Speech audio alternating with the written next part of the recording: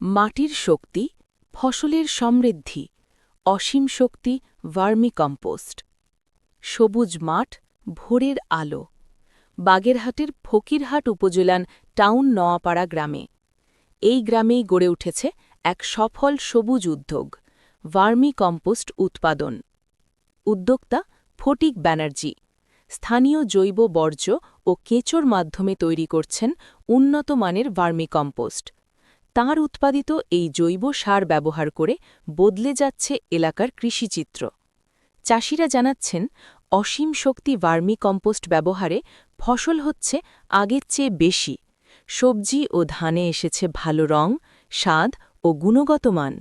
দীর্ঘদিন রাসায়নিক সার ব্যবহারে শক্ত হয়ে যাওয়া জমি এখন আবার প্রাণ ফিরে পাচ্ছে। গুণগত মান ও কার্যকারিতা যাচাই করে কৃষি বিভাগ থেকে অসীম শক্তি ভার্মিকম্পোস্ট বা জৈব সারকে প্রদান করা হয়েছে আনুষ্ঠানিক প্রত্যয়ন।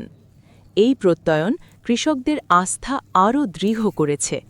এই উদ্যোগ শুধু ফসল উৎপাদন বাড়াচ্ছে না, কমাচ্ছে উৎপাদন খরচ, রক্ষা করছে পরিবেশ এবং তৈরি করছে গ্রামীণ কর্মসংস্থান। নিরাপদ খাদ্য ও টেকসই কৃষির পথে ফকিরহাটের টাউন নোয়াপাড়া আজ একটি অনুকরণীয় উদাহরণ।